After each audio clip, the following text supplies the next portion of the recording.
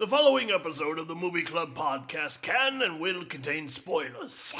Please be aware of that before you listen. Thank you.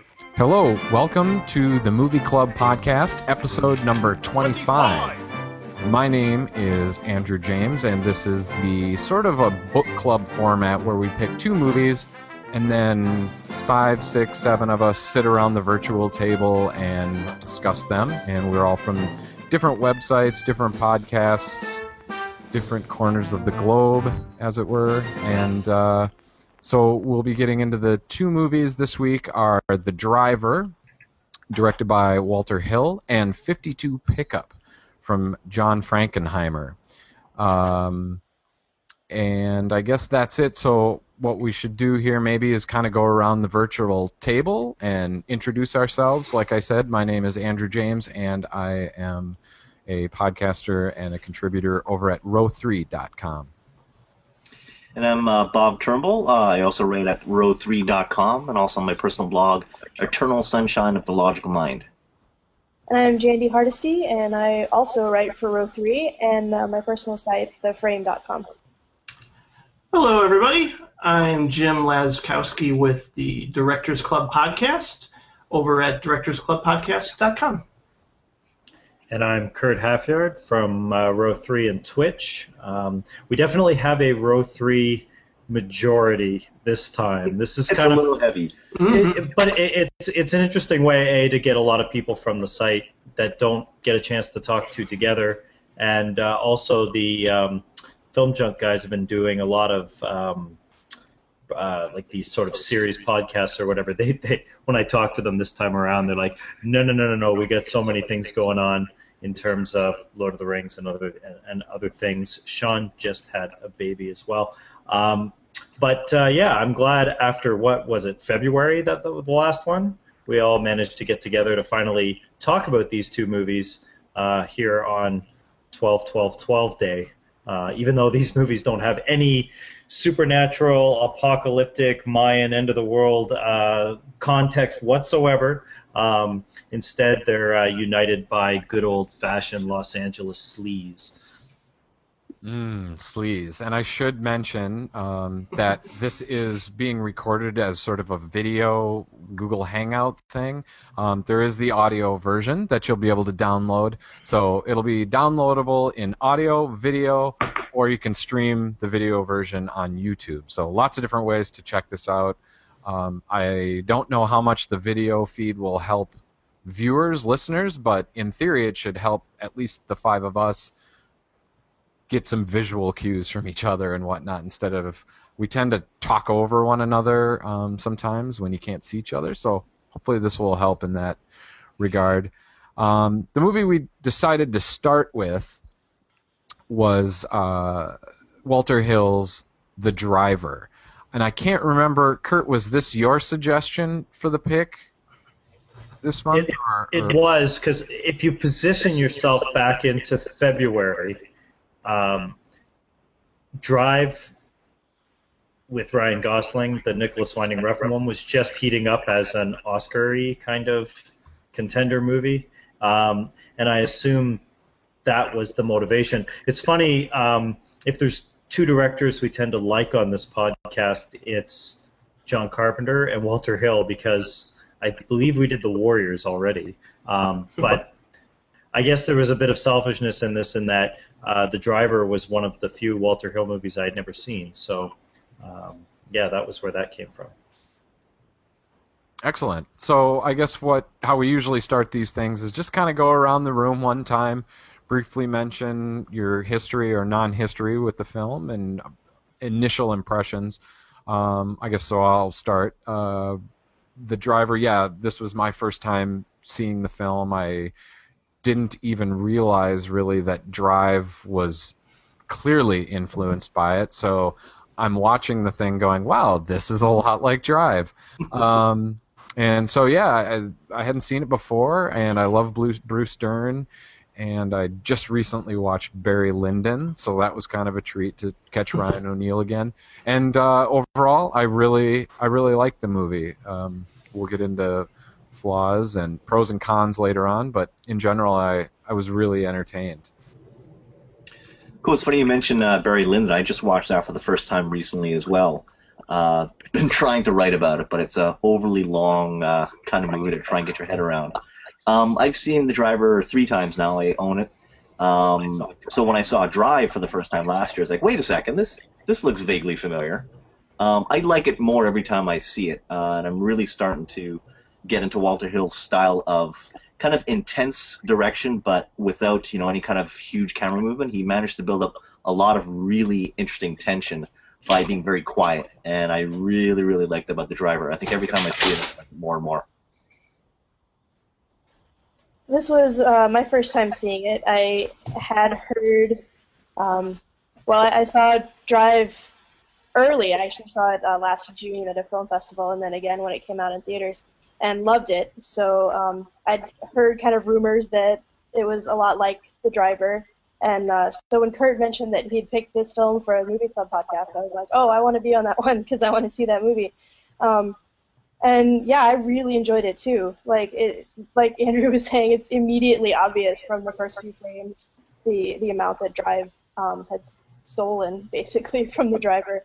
But it's still got kind of its own feel, and I like that. I really enjoyed watching it. Yeah, I'm pretty much in agreement with everyone. When we did Walter Hill for the Directors Club podcast, I had actually not seen The Driver for that episode, and it's actually with great regret, simply because I think it's gone on pretty much to be my favorite Walter Hill film, and this is saying something since I adore The Warriors, Southern Comfort, and Streets of Fire. I really like movies with protagonists that seem kind of out of sync with society in general, and they try to like implant their own rules and make their lives work despite all the complications that come with it. And it's just this really airtight action thriller that almost feels like effortless in its execution. And I adore it. I think I've seen it. This is my second time seeing it within the past year and a half. And yeah, I'm also a huge fan of Drive. And both this film and I'd say Michael Mann's Thief were both huge inspirations for Nicholas Winding Refn, and you can tell. And that's why it's actually kind of a joy to go back and rewatch this movie, especially if you're a fan of Drive. So, agreed. This was my first time watching the movie, and the thing that struck me immediately on watching the movie is, why isn't this movie mentioned in the same breath as Bullet and Ronin and The French Connection in terms of like pure, brilliantly executed car chases? I'll be curious to see how much we can actually dig into this movie, because the one thing that Walter Hill tends to do, outside of The Warriors, is make these just pure genre films, and I don't think there's any, like after a single viewing of the movie, I don't think that there's much that The Driver has to say about anything. Like it's a pure bit of escapist entertainment with great characters on screen, but I don't think there's, like when Andrew said no nonsense, I mean that's kind of the movie right there. It gets in, it entertains for an hour 40, and then when you're done, it's done. That being said, I had a blast watching the movie, particularly Bruce Dern. I mean, he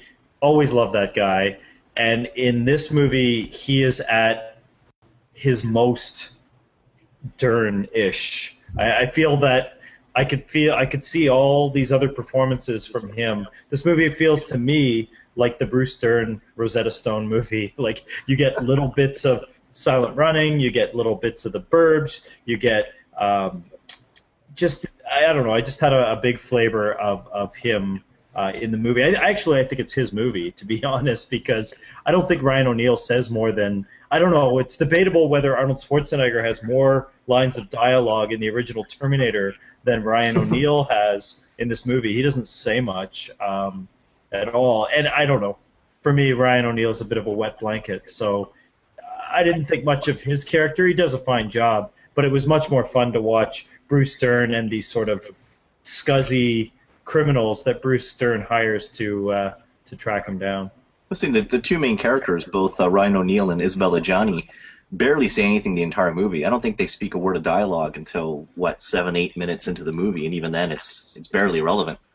But yeah, it's almost a pure genre exercise in a lot of ways. I mean, there's the opening and closing car chases, and that sort of weird orange Mercedes-Benz tour through the parking garage, and the rest is these kind of quiet moments that help build up that tension.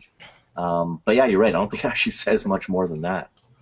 A lot of people had that same. Yeah, I agree. A lot of people had that same problem with Drive. People who kind of didn't connect with that movie was the main complaint was like Ryan Gosling is just kind of this blank slate. He's just almost too passive, and I mean, other than when he's being assertive when he needs to be, but he just doesn't say a whole lot. There's not a lot of externalized chemistry between him and Carey Mulligan in that film. And it's incredible to watch Ryan O'Neal play this sort of nonchalant anti-hero where it's just, again, he doesn't speak hardly a line of dialogue. And yet he does so much more with facial expressions and body language and just being, cool throughout the whole movie. He's like cool as a cucumber even when the cops are chasing him. He's smashed into the cop cars and he's total blank face. It hasn't even One thing I noticed immediately about this movie is that no one buttons their shirts beyond like 3 buttons. There's 3 unbuttoned. Everyone walks around with 3. I don't know if it was because it was 1978 and that was just the thing, or I would say that Ryan O'Neal's chest hair does more acting in the movie than he does. But that's just my take. I really think that guy is a soggy, uninteresting actor, and I think it's the framing that does more than his actual presence. Yeah, I mean, sorry. So I like that with Ryan O'Neal. I mean, when you say he's kind of soggy and not all that interesting, I mean, the only 3 things I've seen him in are this, Barry Lyndon, and Chances Are. You've never subjected yourself to the populist, mega hit of Love Story. That's probably his biggest film. No, I don't think so. Probably try Paper Moon is probably a better. Paper Moon's really good. Yeah, and definitely. What's Up Doc is good too. So there you go. I mean, you guys have more experience than I do. I mean, do you find him kind of an uninteresting presence as an actor? Like, if this was the first movie where I actually felt something coming off of him, like as a presence or as charisma. Like Barry Lyndon is a fantastic movie, but he's just kind of playing the part and kind of going through. Like, I don't really latch onto him. Whereas here, some of those moments where he just stares guys down, it's badass, and I really liked it. This is probably my favorite performance by him, although I thought he was pretty effective in Barry Lyndon as well, because that character is just almost a cipher in a lot of ways, so he kind of fit that role pretty well. And, when you say it doesn't say anything, I would agree with that. It's mostly just a genre film, but one of the things that I really liked about it was Bruce Dern as the police officer and the methods and tactics that he's willing, the risks that he's willing to take to get this guy who's just because he's never been caught. Just because this guy's the best driver. He hasn't really done anything that bad, but Bruce Dern really wants him because he's never been caught. I'm the best cop. I got to get this. I love the fact that he's willing to let a bank be robbed to get him. Like, I can't think of any movies where the cop will just outright put lives in danger, like public, like citizens' lives in danger, and allow a bank to be robbed just so he can get it. Like, he sets up the bank robbery. I thought that was a pretty cool twist in the movie. Well, I actually love the bank robbers, getting back to what Kurt was saying about the sleazy oiliness of some of the characters. Those 2 bank robbers are just great because they are completely sleazy. What was the one guy's name was Glasses. He was great. He looked like, who's Harold and Maude. Bud Cort. He reminded me of Bud Cort, but like an angrier Bud Cort. A little bit of Wallace Shawn in there, and the other guy, I don't remember. Everyone in the movie seems to not have a name. Like they all go by some attribute, and I can't remember what the greasy Mexican dude was, but I guess he's the main thug in the movie. I think his name was Teeth. Teeth. But really, yeah, to get back to what Andrew was saying with Bruce Dern, Bruce Dern doesn't give a crap about justice or anything. He's just purely in it for the manly testosterone high of having a worthy foe. I mean, that's where this is clearly a movie. And it, when you have something like Drive or even the I don't know if you guys ever saw the BMW shorts with Clive Owen, right. where they try and use the pure like anonymous driver. They actually get pathos and that, whereas Hill is just going for the cinema of cool.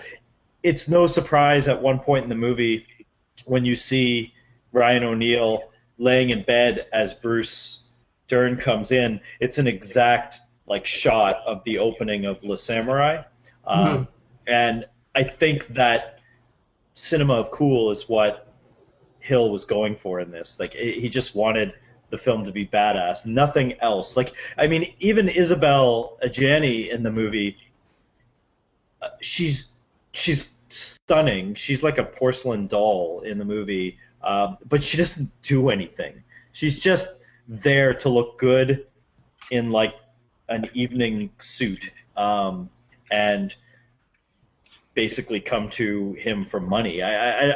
If there's an issue I have with this movie is how it doesn't go beyond the simplest of like premise. Like it doesn't do anything with itself. It just says, here we are, we're done. But it does that well, so, like, I was okay with that. I mean, if a film sets out to be just a genre film, but it's really good at being that genre film, it doesn't need to be anything more than that for me. Yeah, I totally agree. I can't really look at that as a drawback that it doesn't say anything more. What I like about it is that both Adjani and O'Neal and their characters, I mean, they're barely characters. I don't think Adjani cracks a smile once in the movie. Same for O'Neal. I mean, even when they're under duress, their expressions barely change, and I think that's kind of cool. Your main two characters are really not very empathetic from that point of view. You don't hate them, but they're just kind of there going through their paces. Well, do you like Bruce Dern, or do you just think he's a royal asshole in the movie? What's the reaction to his character? Both, actually. Yeah, I was going to say, those aren't mutually exclusive. It's funny, though. I mean, I agree with what you said about before being the Rosetta Stone, but in some ways it's one of the calmer Bruce Dern performances. Everybody in this movie, kind of in contrast to 52 Pickup, which we'll get to, is very almost calm in the way they react to things. Whereas 52 Pickup, when they get angry, man, they just go way over the top. So it's a very interesting kind of contrast between the two films. Well, speaking I of love Dern in this movie. John Frankenheimer, who also does car chases very well, although 52 Pickup really doesn't have much beyond just driving a Porsche around. But if you look back, there's this wonderful shot that I wonder if Frankenheimer stole from the driver. There's the big car chase in Ronin where they go through Nice and they go the wrong way up the one-way street, and they, typical kind of car chase stuff. But if you look at the character of Teeth, we're like 3/4 of the way through that. They're driving through the warehouse, they're doing everything in the big thing. Then he finally decides to click on his seatbelt. Like when shit gets heavy. And I know in the middle of that Ronin chase, it's halfway through it before I think it's Jonathan Pryce, or no, it's Stellan Skarsgård. As soon as Natasha McElhonney drives up the wrong way of the street, and then they're going at full blast, he reaches over like, okay, now the car chase has gotten dangerous, and it's done almost like a deadpan. It's like a little comedy gesture. And if there's one thing I did love about The Driver is that there are these little almost like deadpan grace notes scattered throughout the film. When he decides to switch apartments and he rents that divey hotel, and I think the actual character who rents, like the frizzy-haired girl, is named Frizzy in the credits. And so he does the transaction. It's pretty no-nonsense. I want a room. Just give me a room. And then she's like, you can have a TV for $1 extra. And he looks at her like, no. Like it's just put in there just to give that little bit of extra flavor to the thing. I think there's, and like Bob mentioned, that Mercedes is possibly the ugliest car on the planet. So you kind of, you take pleasure in in Ryan O'Neal saying, you guys are so far beneath me, I'm going to answer your question of whether or not I'm capable in this fashion. And B, you kind of want that, that car to be destroyed. I don't know if it's a 1978 thing. Like, it feels like that car is the color that the appliances were. There was either that, like, the avocado green or whatever. That orange feels like it's in that color palette, but man, that's an ugly car. It was on a lot of wallpaper back then too, as well. Yeah, the car chases. I mean, those are the key linchpins of the movie. Are, like you said before, Kurt, I think fantastic. They put you in the car, you see it from the driver's point of view, and when they're going that fast, they're really going that fast. There's no film speed up. There's no trickery to make it look like they're going faster. It really feels like they're just bombing along those roads. And there's no tricky things to it. It's not quite as like Bullet, but holy cow! Both of those chases, the start and the end, are fantastic. The amplified sense of danger and intensity, like those chase scenes, are just incredible. And I'm kind of like reminded at times of like the sort of visceral go for broke style that like Carpenter employed for like something like Assault on Precinct 13. But it's obviously there, it's more about the entrapment, and here it's more about the wide open spaces of LA for all these criminals and cops to inhabit. And I don't know if the film needs to really say anything other than, like, here it is, and here's the simple, hard clarity of it all, that these criminals and cops sort of all work in these similar manipulative kind of fashions. They chase each other to no end, and they all seem to collide and constantly conflict in ways that are manipulative, and in similar ways at times. It's that whole, what Michael Mann probably emphasized a lot in something like Heat, that, look at what cops do. They're just as corrupt in some ways, like with Bruce Dern setting up the bank heist and everything like that. And then, in terms of it being a solid, amazing, straight for, 90-minute solid genre flick, I mean, it's just right up there. I remember, not too long ago, I saw Jonathan Mostow's Breakdown. And when I saw that movie, it's really like, here's the setup, here are the bad guys, let's just go all crazy. And it's just, 90 minutes of tight action. And that sometimes it just works. And you got a guy like Walter Hill behind the camera, you can't go wrong. What's funny, though, is that there isn't wall-to-wall action in this movie, if you're thinking of straight-up action. Sure. When I first saw it, I heard, it's car chases back, front to back. And it isn't. It's really the one at the beginning, at the end, and they're long. And the middle section with the orange Mercedes, there's not a lot more action. It's still riveting and great, but it's not a full-fledged wall-to-wall action movie. Although it's not like it feels like it's going slow at all. I like that he gives it time to breathe. And I like the fact that they, within each car chase and stuff, they use all these different cars. Big cars, little cars, and they're constantly showing. I think you mentioned it quickly with the different camera angles. Like, I loved the camera shot out the back window as the cars would go around turns, and you could see the whoever was chasing them. And I remember that was one of the big complaints about Drive, is there's not really much driving in this movie. There's the opening sequence, and then there's that one thing in the middle which isn't all that exciting. I'd have to go back and double check, but I'm pretty sure that's right. And a lot of people were complaining about it, whereas this movie, even though, no, it's not wall-to-wall chases, there's a good chunk of it in here, and it's all creative. It's all different. They're in different locations. They're in different times of day. They're using different vehicles. It's Dukes of Hazzard for a good 45 minutes of this movie. And maybe that's why people tend to say it feels like it's wall-to-wall action, is because those scenes are so very effective. Yep.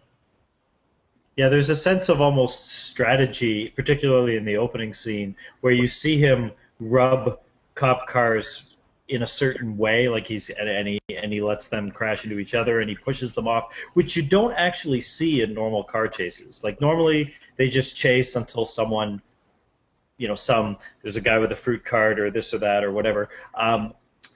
In this movie, you actually do get a sense from the filmmaking that the main character is pushing the car this way to get that effect and separating things and whatnot, particularly in the opening chase. The second chase has a lot of fun because of the warehouse. The fact that it's inside, it's not really out on the street. And I must admit, I think the other guys are driving a Trans Am or something. Mm-hmm. When they crash that thing in the shipping loading dock, that is one of the most unique, sort of car wrecks. Just the framing of those two guys getting up, climbing out of the car accident as the car is sort of halfway on the platform, halfway off, and it doesn't explode. The car is just wrecked and twisted metal, and it's just falls down into that pit. He holds the shot there for a good 2 minutes of them looking around for Jenny and O'Neill wherever they are in the warehouse. It's a really sharp bit of. In a modern film, I don't believe they would ever do this anymore. I don't believe that a modern film would have car chases like this and not have a bigger gimmick or some level of slickness to it. Fast and the Furious. Yeah, well, I mean, when I watch something like The Driver, I am really pulled back to when car crashes were not CGI cars. These cars have, I don't care how good CGI has gotten in the past year, they do not have the sense of weight, and maybe it's just 70s cars as well. There's not a lot of plastic on these cars. He's chasing him in a giant red pickup truck. Yeah. I loved when that chase started. I was like, really? You're going to chase this muscle car with a pickup? And I was like, oh, right, you're the driver. That's a souped-up pickup, too. That's a nice It truck. is. Yeah. It is funny. It's lowered to the ground, yeah. But I love at the end of that chase, just before the crash, it is more of a slow-paced cat-and-mouse thing. It's one of the slowest car chases through all those stacks of boxes in the warehouse. I really love that moment too, where it's they're just kind of going on the corners and he's driving the car and you just see the car turn very, very slowly. That was a wonderful kind of piece within that car chase of a slower one. Well, I want to get away from the cars and actually focus on the thrills of the movie, because I think that this movie invites you as a viewer in to get the thrills of watching this type of movie, but all of the characters, including Ajani, get off on the thrill of the lifestyle that they've chosen, whether it's cop, gambler, or driver.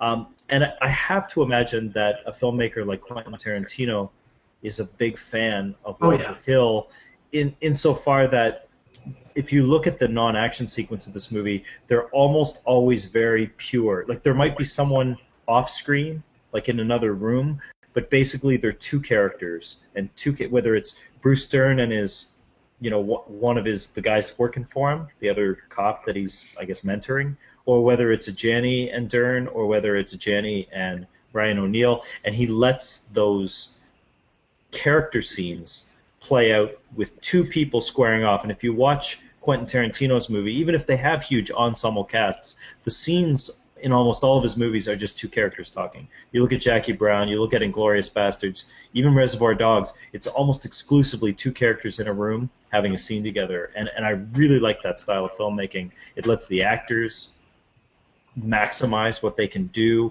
And someone mentioned that there's not a lot of flashy camera work in this movie. It's just simple back and forth, reverse shots, static shots that let the probably carefully chosen framing, but really let the actors just do their thing. When Bruce Dern's standing there just asking O'Neill to punch him in the face so that he can take him in, he lets that scene play. It plays beautifully.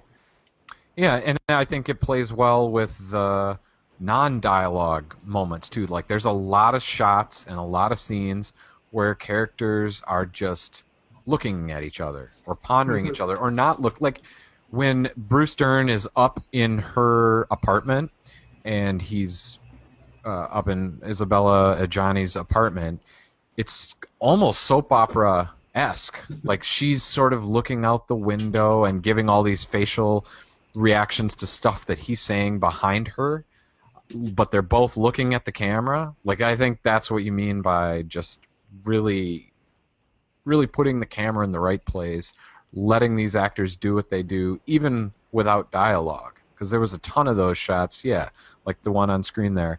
Well, in that scene, they are looking at each other, but there's a long take. That's all I had, Andrew. Sorry. Yeah. There's a long take where they're not looking at each other, but that happens all the time. When the guy breaks into his house and he's going to shoot him, he punches him down the stairs, and then when they get to the bottom of the stairs, they just stand there and kind of stare at each other for a good, 20 seconds, and that happens a lot. There you go, Bob. Good job. I knew it was there. Yeah. Yeah, see that picture right there, that scene is, it's a good 2 minutes. They'll flash over to Ryan O'Neal hanging out in the bedroom, listening to the conversation, but... It's kind of like a very film noir kind of a shot there. Well, to me, that is a Sergio Leone shot, and it's not a surprise that Walter Hill remade Yojimbo / Fistful of Dollars with, I think it was with Bruce Willis in the mid-'90s. He does have that, and I think that Leone style of filmmaking, which is kind of comic book, kind of epic, mythic, and not necessarily human. Or humanity, if humanity comes out, you get it almost as a tangent, not as this movie's actually saying things about people. Because I think people can understand a character like Bruce Dern getting off on the chase aspect of his job. So you can get that particular pleasure, even though it's against the rules, you can get that side that he's human, although I don't feel that at any point in the movie... this is not a movie about the human condition. Which to clarify my point, many genre films are. I actually have a real soft spot, and I know we'll get into this when we switch to 52 Pickup, about humanity can come out of these types of films. It doesn't have to be this way. I agree that you guys are saying it's a choice. Fair enough. But I would say that's the only drawback for me. And it's interesting that when Refn made The Driver, which admittedly is not a remake in any way, it just is that one scene. It's just that one scene that's the same. There's nothing else in common here. But what Refn brought in was a palpable sense of real people. Like, even though these people are behaving, Drive is an unabashed genre effort, but when you look at Carey Mulligan, when you look at Oscar Isaac, when you look at even someone like Albert Brooks, they feel a lot more like human beings that have lives outside of the frame. I feel that in The Driver, no one has any function outside of the frame of the film, for better or for worse. They don't feel like real human beings or a real hero, is what you're saying. They don't. they feel like they're there for the purpose of this film. Yeah, and that's it. Well, I mean, it's interesting though. I mean, it's you brought up Leone, and I was thinking of Bresson's Pickpocket in this movie as well. Like, there's just, I mean, he seems to really like that sort of moral, ambiguous character where he just, he doesn't really have any sort of stance on anything. He's really good at his job, or he's really good at his passion, and he's just a damn good driver, and that's all he does, and he sort of defines himself by that. But the difference between this and Pickpocket is that the character in Pickpocket is always concerned about why he's doing what he's doing. Whereas he has a this self-awareness movie about it. is far more zen. Yeah, I drive. this That's is what I do. I you know, Right. he doesn't even want the money. Like, it's not about the money or anything. It's just pure, and that's where it comes back to the Alain Delon Le Samurai, which I was going to say that I like the comparison to Melville. that is definitely like, these movies mirror more than anything. And yeah, I mean, you don't feel like, when I watch Le Samurai, I look at Le Samurai as kind of a comedy, and I find when I'm watching The Driver, I look at it as kind of a comedy, because the whole thing, it's striving so hard for cool, it's kind of inherently ridiculous. And I feel that with a lot of Quentin Tarantino's films, which I believe are genre exercises as well, and they when you strive for a certain level of deadpan cool, and don't give them any real human emotions, because I mean, there's no physical or emotional connection between any character in this movie other than the cat and mouse.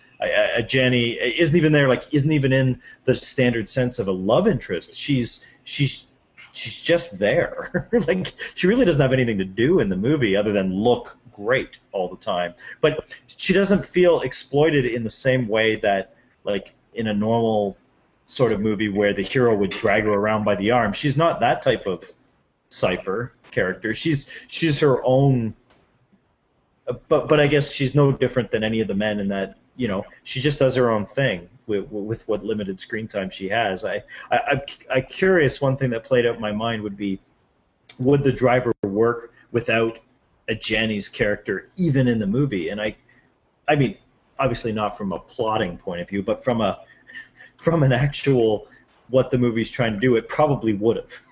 It probably would have worked without her there. Yeah, but she does have, I think, a pretty relevant thing late in the movie where she's talking about how he plays a sucker's game, and how when she plays poker and loses, she just loses money. When he plays his game and loses, he's going to go to jail. And I just like that sort of contrast, too, where he is playing more of that sucker's game. She understands what's at risk, and if he does, you know, he may not care, I guess, but it's so much greater than what she's putting on the line. So I kind of like how she fits in the movie from that perspective. But otherwise, you're right. The movie could still work without her.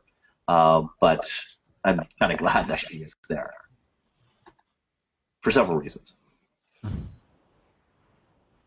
All right. Anybody else have anything? The last thing I was going to say is that I probably like Drive, the Refn film, the least amongst the crew here, I guess. I like it, but I can never really look at the whole for that movie. I liked all the different elements, but I never really got much more out of it. Whereas with The Driver, works better as a whole for me. And I'm not sure if it's because there's just a very consistent tone and tension throughout The Driver, whereas Drive seemed very up and down for me, with some of the slow moments being a bit too slow. But it seems like the rest of you like Drive at least as much or even more than The Driver. Well, Jandy and I were talking about this a little bit on Twitter last night. Jandy, did you have any comparisons or anything you wanted to make regarding Drive and The Driver? I think what we were talking about on Twitter was, well, you had said that The Driver was better. Yeah. And I think I would actually probably agree in an objective sense. I think as a whole, like, it works better as a whole. But I just love the style of Drive so much, like the aesthetic of it. And while The Driver has an aesthetic, it's just not as kind of in your face as in Drive. I agree. Like, when I said I like The Driver better, that's true. The one thing, well, there's a few things I like about Drive better, but the main thing that Drive has going for it is that style. It's very slick. It's very neon. I don't know. It's got a very distinct style to it, and the look and a oral cues and whatnot. Whereas The Driver, from like an aesthetic point of view, is pretty whatever. It's just kind of straight up 70s genre. It looks like just any set. It's like more Hill back to what Street Kurt was Blues. saying about the framing of the shots. I mean, from that point of view, the style is fantastic in The Driver. But otherwise, yeah, the rest of the aesthetic. It's not showy. It's Right. well done, but it's not showy. Yeah, agreed. Yeah, I guess I'm still trying to figure out why Drive didn't quite grab me as much as I thought it would, and I still think should have, because I think the style is fantastic, and it just never quite connected with me. So I'm still trying to figure that one out. I think the characters aren't as fun. Like, it's all out kind of. I think the violence in Drive just. I don't think it's necessary or unnecessary, but I do think that what I liked about The Driver, as Kurt mentioned, was some of the comedy. It's just more fun, whereas Drive kind of punches you in the face a few times. Like, you would never in With a Drive, hammer. you get a hammer or you get a fork in the eye, whereas in The Driver, it's Bruce Dern going, does anybody want this briefcase that's empty? Like, or just, fighting with the way he fights with his, what do you call him? It's late at night. I'm having brain farts. People below him in the ranks. The way they go at each other and fight, it's almost like Scrubs. It's not quite laugh out loud moments, but it's all these dialogue moments of guys just kind of screwing with each other. Particularly on the police side. He always uses the phrase cowboy, Bruce Dern does, to describe the driver, but really the driver is not a cowboy at all. The driver is completely constrained and has his rules and does his thing, and unlike the Transporter or these other movies that sort of rip off the lone driver concept, where the movie centers around the main character breaking his rules, the main character never breaks his rules. The character who is the real cowboy in the movie is actually Dern, and you see that from the spats he has with his underlings when they're going, "What the hell are you doing? Like, this is just bullshit for you doing the job. This job is not your personal playground." Whereas the driver character is doing exactly what he does. The only reason why it becomes a cat and mouse chase is because of Dern, not because he wants this. He just wants to do his job and do it well. Whereas Dern wants to fool around and make big movie speeches, and God bless him for it. I mean, to me, he's really the only character that has a true presence in the movie. I know that you guys all feel that O'Neill is there's something going on, and I mean, make no mistake, Jenny's great.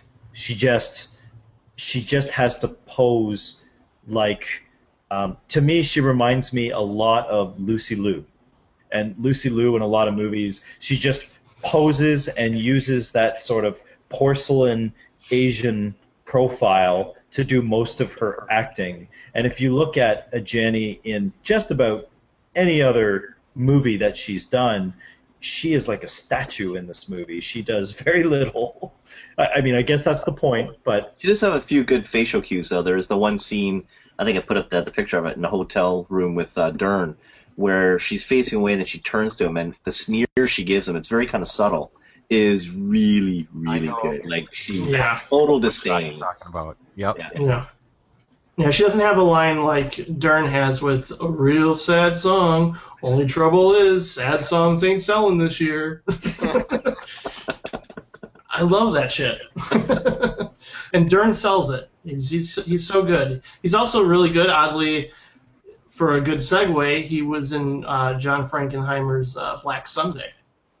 And he was a hell of a performance in that as well. So. All right, guys, should we take a quick break and then come back with 52 Pickup? Sure, let's pick up with 52 Pickup. All right. We'll take about 2, 3, 4 minutes here, and we'll be right back. Sweet.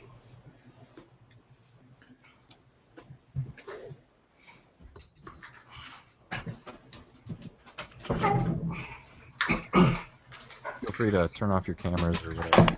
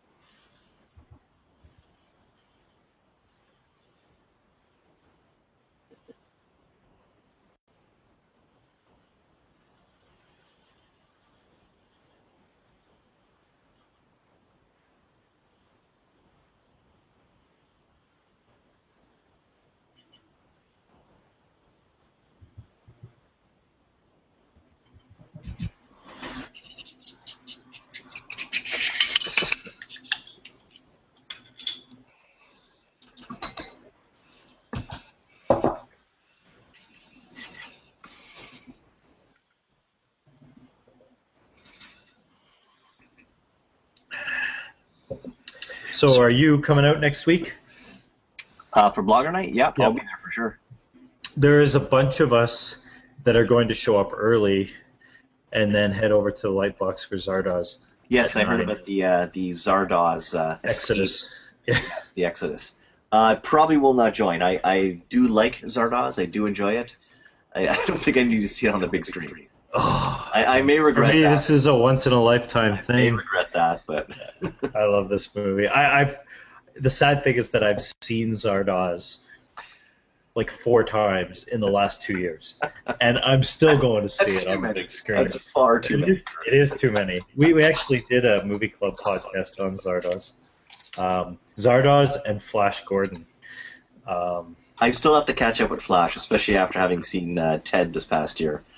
Like many people probably want to catch up with that movie finally. Well, I think you should watch it with the boy. That is absolutely... He would love Flash Gordon.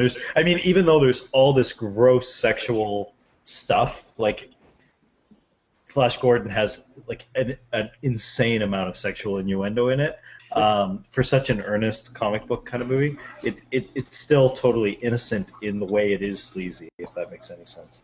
That is absolutely a plan. I just have to track it down. I haven't been able to find it at the local video stores, so...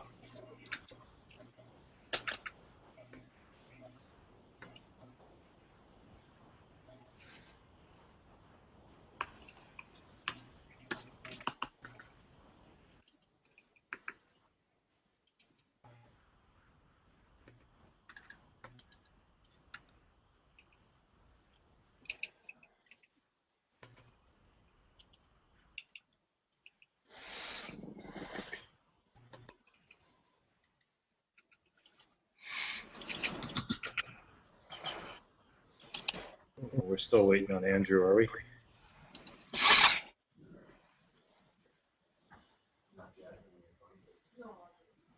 Oh, you can hear Emma in the background.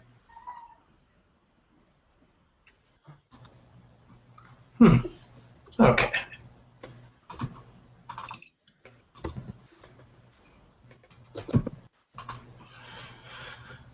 I have no idea whether he actually pauses the broadcast or whether there are people out going, "What the hell am I listening to?" It says we're still on air, so... Oh, okay. Uh-oh. We are on the air. Yeah, the video feed just keeps going. I can't stop it. So, hi to everybody out there watching. If you are, we appreciate I hope you enjoyed the short discussion of Zardoz and Flash Gordon. Which was a previous movie club podcast, ironically. We do have a few viewers, Was it? so welcome. Nice. I'm going to try a little bit of an experiment here. It may work. It may not. Experiment. Welcome to the YouTube Hangout. Click Add Videos. Oh, crazy. Here, we're gonna try this before we get into our. Well, we were gonna talk about ourselves a little bit, right? Before we get into 15 pickup. We can do that. I don't know really what to say, but traditionally we've kind of gone around the table again and just gone a little bit more in depth about I don't know what. Kurt, you're the Again. Prepare us for this part. Pardon me? I said you didn't prepare us for this part. Well, we should introduce the two people who have not taken part in a movie club before. You've both been part of at least the Row 3 Cinecast, so you're no strangers to podcasting, clearly. But this is the first time you guys have been on the movie club. Are you regular listeners of the movie club? Starting tomorrow I will be. Been meaning to. Honesty. That's how we get listeners, is we recruit them to be on the show one at a time. It's a very direct way of recruiting listeners.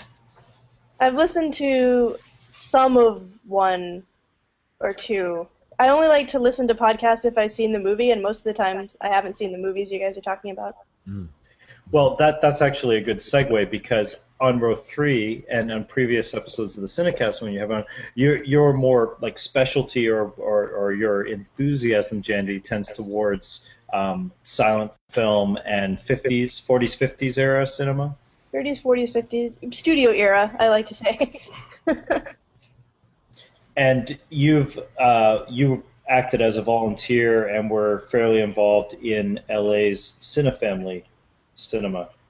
Yeah, up till about 4 or 5 months ago, I was a volunteer there for 2 or 3 years. Every week. What's been slowing you down recently, Jandy? Slacker? Pregnancy. Very slowing down. Yes, Jandy and I are classic film BFFs, so we finally get to see the face.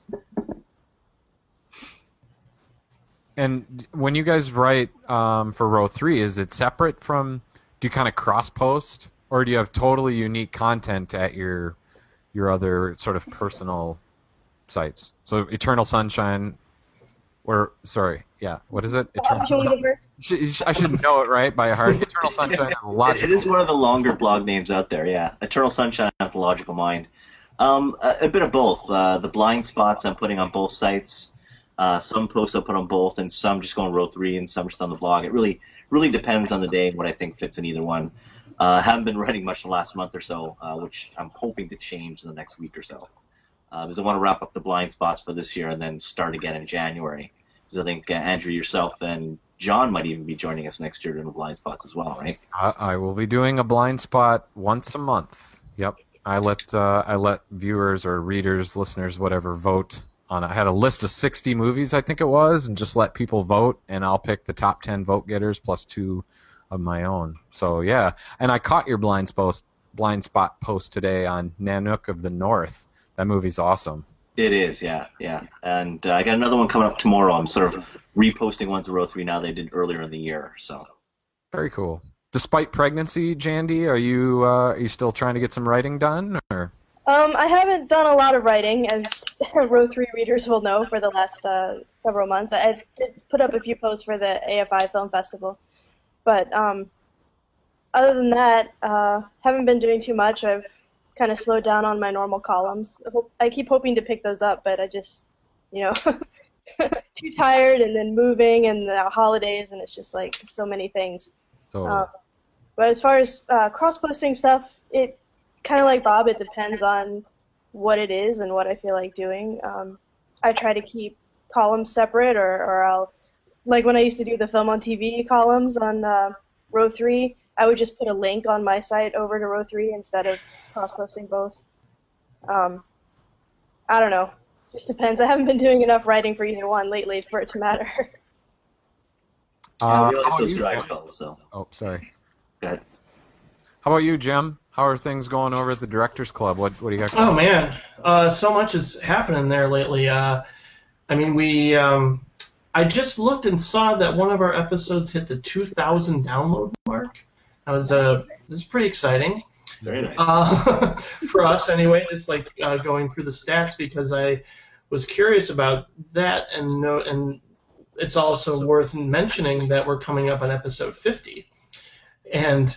That's crazy. I can't believe you guys are at 50 already. It is crazy, because we do this pretty much every other week, and it's not easy to cover, and sometimes we have to split up into 2 episodes, or we can't talk about every single movie from the director's filmography, but we try and do this every other week, and we have done some bonus episodes here and there, but for episode 50, it's going to be kind of like a clip show mixed with our best of the year sort of wrap up, which we're very excited about, because those episodes are always huge. Now, which director was your most downloaded show then? Christopher Nolan.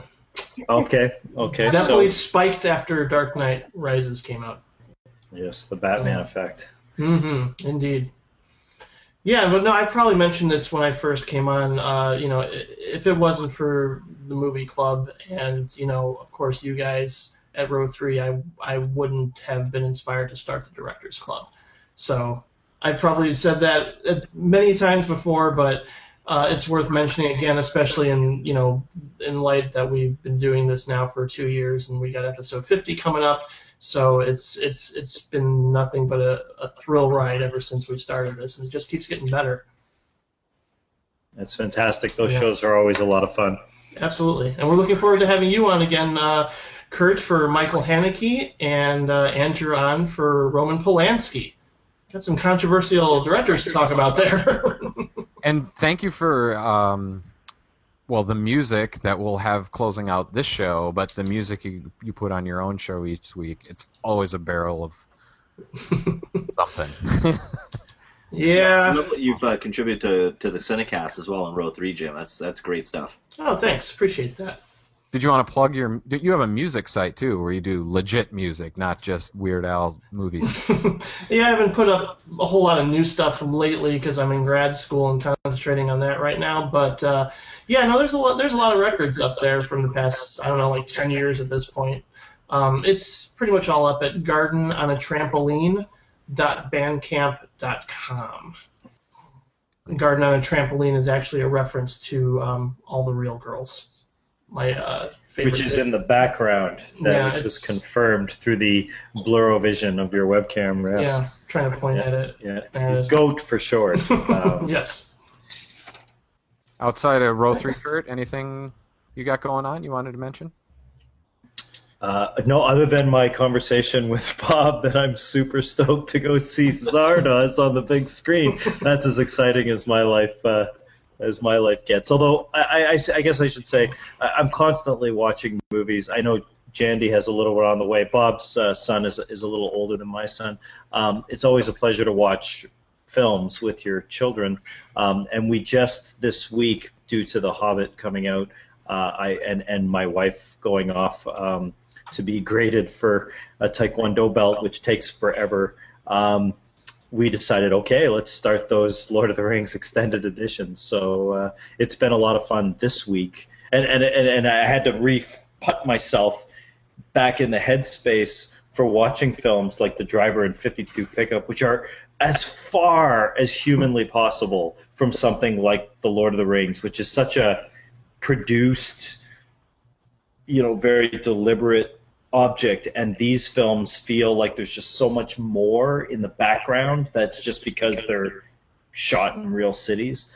But it has been fun watching the kids' reaction to the extended editions. Not the shortest series of films to get through in a week. We've been plowing through them, though. It's been a lot of fun. Yeah, we went through all three of the films with my son earlier this year. First time he saw them, actually, and it was amazing to me how riveted he was for each of the extended editions. I didn't approach it with as much enthusiasm, but while I was watching it, I was absolutely pulled into every single minute of those movies, I got to tell you. So yeah, like you said, Kurt, it's great rewatching stuff with your kid because they bring a whole new perspective to it.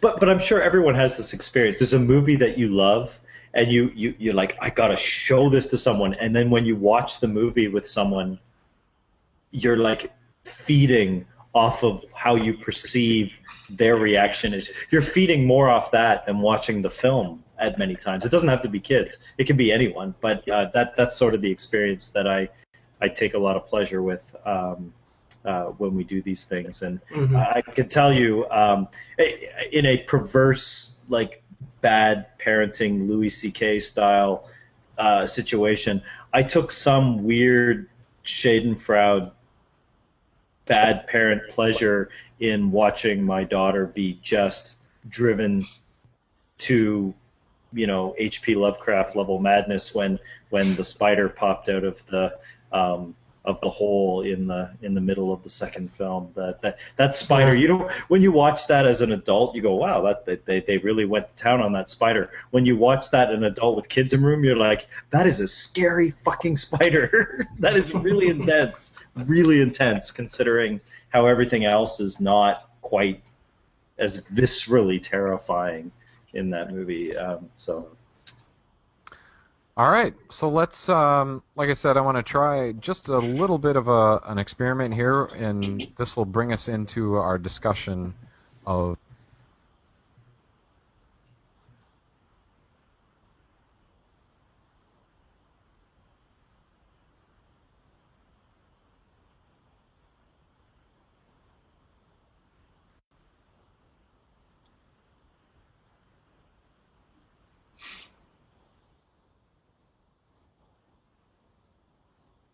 What are we just taking a moment here?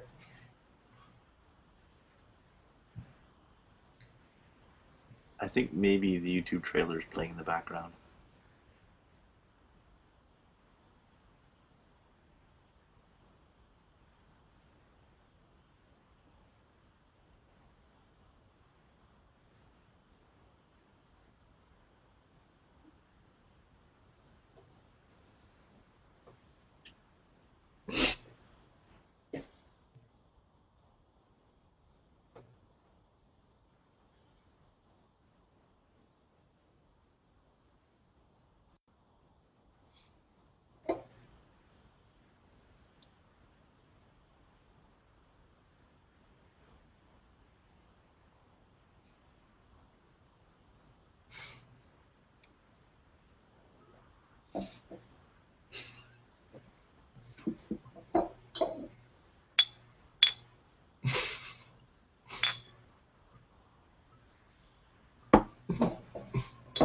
This is horrible considering Jandy can't drink. Aw. All right, I don't know if the video came through okay for you guys or not. We can't. No, we didn't see None of us can see it. Oh, okay. Could you hear it at least? No, we No. couldn't. You were just listening. Watch. Okay. Well, hopefully that came through on the broadcast. No, I don't think it did. This is Zen moment. That was weird. Okay. Well, anyway, that was the trailer for 52 Pickup. Hopefully. Which I found entertaining.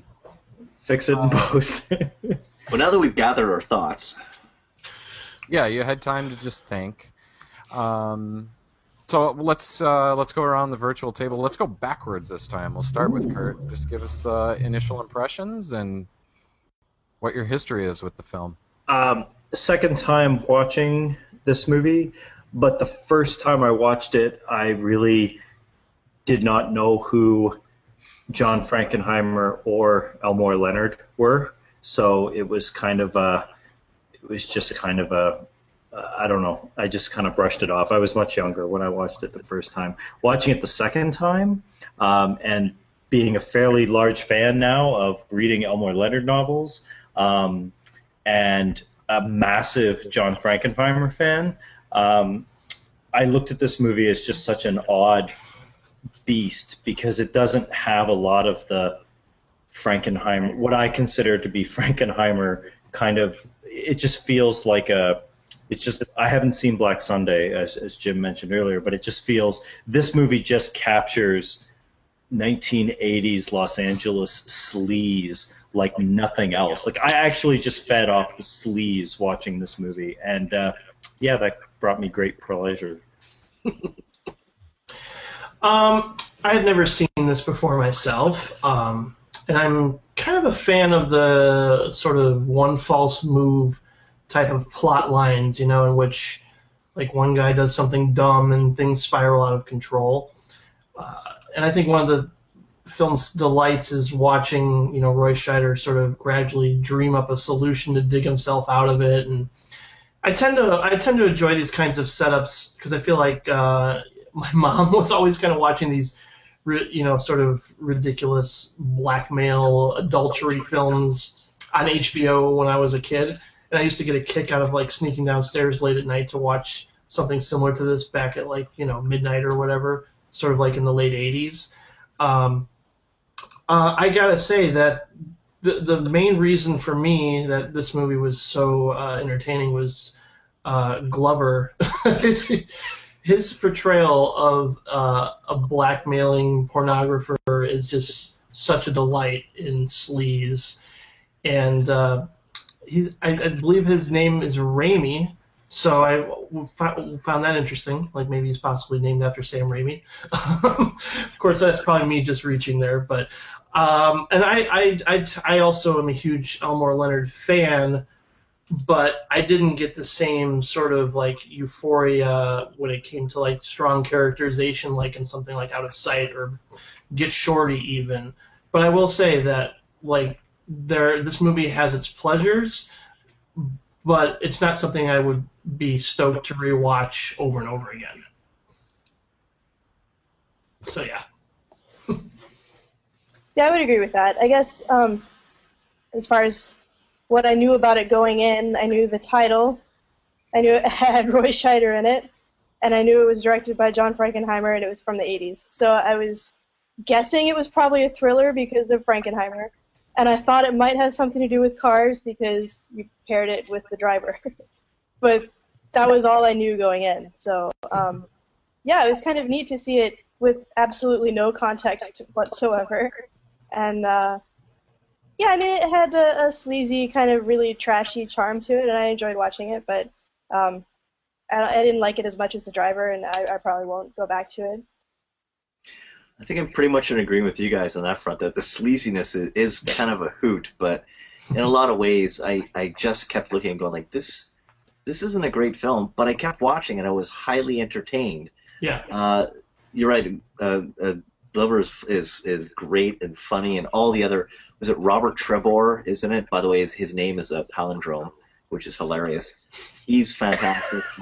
Everybody in that movie is actually playing it, as opposed to the driver, which I was saying before, way more arched, not necessarily over the top, although occasionally it gets to that point. But it's a lot of fun. Ron Jeremy is in there in the background in one of the scenes. I think it's one of his first legitimate movies. So they're really going for the sleaze on this one for sure. He has some personal relationship with John Frankenheimer. He's in a lot of John Frankenheimer movies. Really? Okay. Background. I didn't realize that. It didn't strike me as a Frankenheimer film. I mean, there's a number of things in there that he throws in, lots of frames within frames, which, if you've seen Grand Prix or some of his earlier films, he really likes doing. But I know Frankenheimer had one of the best 6-movie runs back in the 60s. I'll just read the titles quickly. Birdman of Alcatraz, Manchurian Candidate, 7 Days of May, The Train, Seconds, and Grand Prix. Those are 6 fantastic movies all in a row. And then 52 Pickup doesn't quite fit in that same sentence, really. But at least it isn't as bad as Reindeer Games. So. Still haven't seen that, and I think I may keep it that way. Well, actually, no. I not to cut you off, Andrew, but watching 52 Pickup actually makes me want to watch Reindeer Games because all of the criticisms of Reindeer Games are strengths in 52 Pickup. So I don't know if people, or if enough time has passed, or it was in the middle of, Bennifer kind of era tabloid with now that Affleck is a director. And is kind of reestablished his credibility. Looking at Reindeer Games as a trash masterpiece, in the same way 52 Pickup might be worthy of. But I've never seen it. I've never seen the film, so it's. I didn't even know Frankenheimer directed that movie. So I didn't either until now. Yeah, now I want to see it. Apparently, we all have to see it now. Yeah. As of very recently, I've wanted to rewatch Reindeer Games because it's one of those movies that really gets ripped on. As you're surfing the net in the movie worlds, people just bring up Reindeer Games as one of these horrible, horrible movies. I know I've seen it a couple times. Is it great? No. But it's kind of just one of those 90s pulpy, trying to be interesting thrillers that doesn't really work, but it's not horrible. It's entertaining. I never understood the pure hate that's out there for Reindeer Games. I wonder if the little quip in Jay and Silent Bob Strike Back maybe brought some of that about, but I don't know. Reindeer Games is not absolutely horrible, I don't think, but people should definitely check it out. One of the main villains, the creepy black guy, is one of the main villains in Reindeer Games as well. But back to 52 Pickup, I have a little bit of a unique perspective on this because I saw this movie several times when I was really young and should not have been up watching this. It was just one of those things. It was on HBO or Showtime, and I snuck down in the middle of the night. And what's this movie with tits and murder and violence and all this stuff? And I think the movie really creeped me out as a kid. I watched this stuff and thought it was really graphic and really naughty.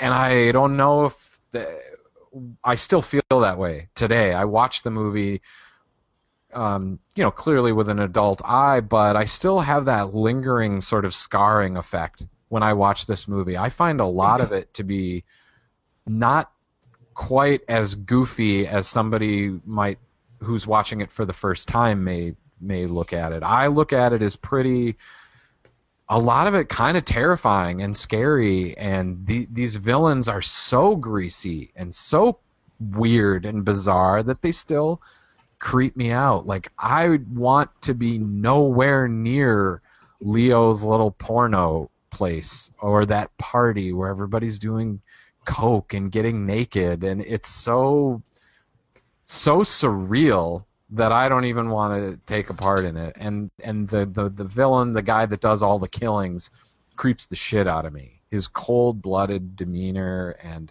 the way he talks and the way he looks at people. That scene where he tries to kill Vanity and he's just sweating profusely, almost like he's in an airplane movie, is crazy. I don't know. I really now. So this will be like probably about the 6th time I've actually seen this movie, and I'm like more and more every time. I love it. Clarence Williams the third, from probably most famous from the Mod Squad, I guess, right? But I wonder if his character is in any way the inspiration for Keith David in Requiem for a Dream, because there's definitely like, they're both pimps, right? Like he's, and you definitely get that vibe. I think even more than the villains in The Driver, the villains in this movie, equally as incompetent, by the way, but they have a lot of personality. Jim mentioned John Glover. For me, John Glover was always nice, Jandy. The guy in Gremlins 2, the slick, goofy businessman guy. And I think that this movie, his performance is so strong in this movie that as much as I love the Joe Dante Gremlins 2 and his character in that, and other places that I've seen him, he's a pretty prolific character actor. I think this is the iconic performance from that actor. He is so good in this movie. When he's auto-critiquing his blackmail video, saying, "Oh, I didn't have the lights positioned," and he's making, "Oh, I love this part, this expression, captured it, nailed it there." Like every time he narrates these things, and he's such a loose cannon in this movie. Like, just clearly he's having a lot of fun as an actor, and the character in his own little world of scams within scams clearly likes that lifestyle. Watching him, and I think that whole scene that you mentioned with the porn stars, I think it's all like real porn stars. Sadly, I recognized at least 2 porn actors when I'm watching it, and they weren't Ron Jeremy, the girls. I think that there's a real authenticity in that gross mid-'80s Los Angeles, like that whole sequence. It feels, it feels like a movie, but it feels, it has a documentary vibe to it, because the way the film shows all these porn actors just doing their thing, but then when the quote-unquote real actors have to do a scene, the camera moves out of frame. And they, like when Vanity, not that Vanity is a real actress, but when Vanity has a scene and Kelly Preston has a scene, it moves off to the side. When John Glover and Clarence Williams have a scene, it doesn't have so much going on in the background. That there is just to say these guys are in the scuzziest company possible. Yeah, you do feel a little uncomfortable at times in this movie, which is funny because at times it's cheesy, but Andrew, you're right. I mean, I could definitely see how if you saw that when you're younger and you see it now, you would still get that vibe of, ew, you really want to take that shower afterwards. I mean, it's... that carries over even into Roy Scheider and Anne Margaret. They're Absolutely. The good guys, but he's still kind of slimy and even in Jaws. In Jaws, Roy Scheider, every movie, French Connection, every movie I've ever seen that guy in, he's oily and sleazy to me. Totally. He just has the face. I'm amazed that Scheider didn't play more villains in his career, because he does have that character on his face that he would make a great character actor. And interesting how many lead roles, and it's interesting, I guess, from a Scheider point of view, how much he nails Bob Fosse in All That Jazz, which is so off of all the other characters he plays. But he does play an oily son of a bitch, because that's what Bob Fosse was. So there's something about it, and I think Frankenheimer totally,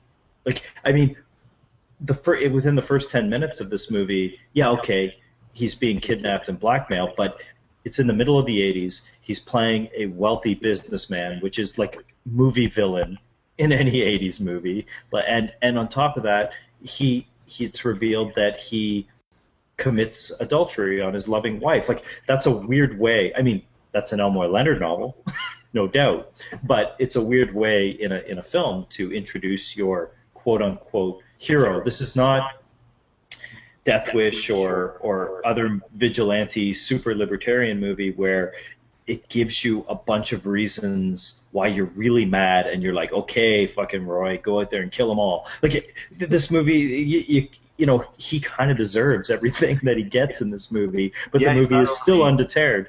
He's not overly sympathetic, is he? I mean, and he's cheating on Anne Margaret too, which... Yeah, that was kind of implausible for me. Yeah. Well, Anne Margaret in this movie for me is that perfect balance. She's out of her sex pot years, but she's not into her Catherine Deneuve, like, super classy older lady. She's right on the edge of the knife in this movie, and interestingly enough, she is the most she feels like she's got the most classic actor performance, which I do not think that Anne Margaret had that reputation in the 80s for that style of performance. Like, she's really good. The scene in the film, the best scene in the entire film, from a film acting point of view, is the scene when Roy Scheider actually confesses to her that he was having an affair, and watching her reactions to that plays out so... That had such an air of authenticity to me. Yeah. That scene of two adults hashing out their shit in a way that is, like, there's clearly emotional pain on her side and confusion on his side, but it didn't feel movie histrionic. It felt very, very mature. Which is funny because the rest of the movie is slime. Yeah, but it had a lot of dramatic weight. Yeah. It had some dramatic weight. It did. Sure. That movie could have. Movie could be in any sort of, like. That movie could have been in fucking Birdman. Yeah. Because when the characters, especially Roy Scheider and Anne Margaret, when they get angry in this movie, typically they really kind of go over the top. But you're right, in that scene, it's held back a bit more, and I think her performance is really good. Otherwise, in the film, I didn't think she was very good, but she was extremely good in that scene. And I'm not sure why that one stands out compared to everything else, which is vastly different. The other thing that I super dug about this movie is that it's a morality play where there's the scene again when Anne Margaret gives the speech, the acceptance speech for getting the political position or being running mate for the DA or whatever public office job she's running for, and she gives this speech which actually triggers Scheider's character to confess to her and start to figure out these problems rather than just putting them off. So it's kind of a morality play, but the main character doesn't take the moral path. He takes the super vigilante path. I love that this movie, and I think it's very intentional, and I think, again, that's Elmore Leonard not only wrote the novel this is based on, he wrote the screenplay as well, or co-wrote it. The fact that it's so muddled in its messages, but in a delightful way, not muddled in like it's bad writing or it's confused about what it wants to be. It's clearly trying to be as gray as possible, saying that people are going to do what is important to get them out of their shit, and it doesn't really matter about anyone else or authenticity or whatever. And yet it throws that one scene where he's like, oh my God, my wife's running for this position, and I'm not totally doing it to save her ass. I kind of like her speech about no lies and doing the right thing, and it's time to come clean. And I think how many movies have that level of complexity to where it's kind of, usually a movie just says, okay, we're about this and we're just going to straight line it. Whereas this movie, it takes lots of these like adult-driven detours, which are great, really great. I think that political context is highlighted even more in the other film that this novel is based on. What's interesting is that I read that this movie Well, the book that this movie is based on was actually adapted into another movie 2 years prior called The Ambassador, which I never seen, but it stars like Robert Mitchum and Rock Hudson and Ellen Burstyn. Yeah, but that movie, it's like a foreign affairs story, right? It's not that's what I read. Mm-hmm. And the novel is a Detroit, like, so they even, none of the adaptions are exactly what the novel are. And I find Elmore Leonard's novels, they all feel like movies when you're reading them. Even more than any author, when you're reading one of his books, you can see the movie playing Total in your head. But when they adapt them into films, they keep the essence of the book, but they often make changes. Like Quentin Tarantino changed Jackie Brown from a white woman to a black woman, and then built the film like a blaxploitation film, but it still preserved all of that down and out quality, particularly of Ordell and Lewis and so forth, and Jackie Brown herself and Robert Forster, and I find this movie totally gets it. Like the fact that you think Roy Scheider's just an asshole and he's cheating on his wife, and he is, but the fact that he feels like he has money and he's got all this thing, but he doesn't really. The fact that the movie stops at one point, not only does it make the porn dude a part-time accountant, which I think is funny on so many levels, and they have a whole scene in the movie. And this is the 80s. We're well past the 70s where movies would really take their time. Like, we're well past the point where directors just blast ahead with their plots and pacing. And yet this movie stops to have John Glover take a good 4 or 5 minutes to look through his tax returns to say that he's got no money, like that he's got $52,000, hence the title of the film, in liquid cash that he can pay them for their really random scheme. Like it's kind of like like The Big Lebowski or whatever, where they've almost picked a name out of the phone book in order to rob someone. There's not a lot of motivation for these guys other than the fact that they think this guy is wealthy. So you mentioned Elmore Leonard again. I mean, that was one of the things that I didn't pick up on during the movie at all, that it was an Elmore Leonard novel or screenplay. I mean, I think there are little pieces here and there looking back that, I could see that fitting into the rest of the screenplays I've seen by him. I didn't get that feeling though. I mean, do you think this was it watered down? Was it just no, not at all, not at all. This is, but I just didn't get that so feeling much. This has the way he writes. Like Anne Margaret's character feels so much like a woman in an Elmore Leonard novel, and Roy Scheider's character, because all of the Elmore Leonard novels have like a main character that's kind of on his second wind. His characters are never young. They're always older. They've been around the block. They're not characters you ever like, and you would never associate with them in real life ever. But when you watch them in his books, you're like, yeah, I totally want to know what this guy's going to do. And to me, Roy Scheider's character fits the mold so accurately. Like, this to me felt far more like a Elmore Leonard adaptation than it did a John Frankenheimer film. That being said, more from a dialogue perspective, there wasn't as many of the I don't want to say zingers, but everything John Glover says is a zinger. And again, Glover, yes, that's a good point. But otherwise, I didn't get as much out of it from that point of view. But I don't know Leonard that well from his novels. I'm just comparing to some of the other films I've seen. And if you read Pink Flamingos or Get Shorty, ones that have very specific film bents in them, you'll realize the way that John Glover talks, again with his obsession with shooting the porn films, feels very much in the spirit of Elmore Leonard's. Elmore Leonard buries film craft and criticism of craft inside of how the characters talk about movies in a lot of his books, and I think that that's very much on display with the Glover character here. I mean, there's a great line. This is the ultimate Elmore Leonard line, and I know I'm going to screw it up. But when Roy Scheider is like, he's got the type of face that just makes you want to punch him. Like, there's something about your face that makes you want to slap the shit out of it. That is the line. Thank you. Yeah, I'm definitely going to be saying that when I get angry at people now.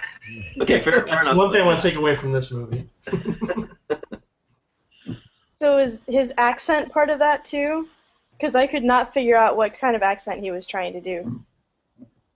John Glover. Oh, he feels like kind of failed English prep school. Yeah. Yeah, it was like English sometimes, and like Brooklyn sometimes, and like LA sleazeball sometimes, and it was really weird.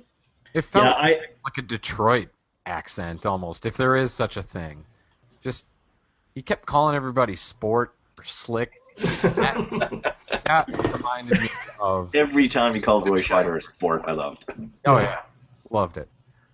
I love the scene up in the projection booth where they're sort of... He's not willing to admit he's the guy that's been blackmailing him, but at the same time he's making it really clear that he is the guy that's blackmailing him, or not really. Like, that's an interesting scene from Roy Scheider's perspective.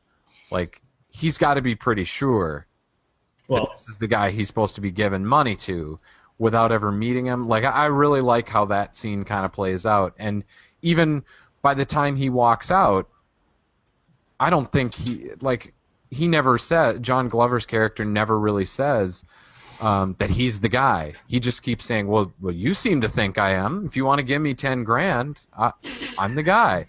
I don't know. I just really like that scene, and it's shot really well with the projectors turning all the time and the light coming through the reels. Even better on that scene is that the point where John Glover does the real change is the exact point in the movie where Roy Scheider takes charge and goes on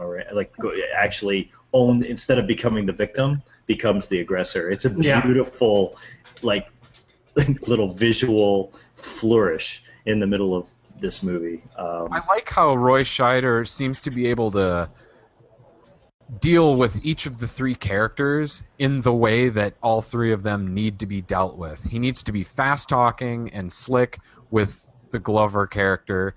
I can't remember the black guy's name. You mentioned it before. Bobby Shy.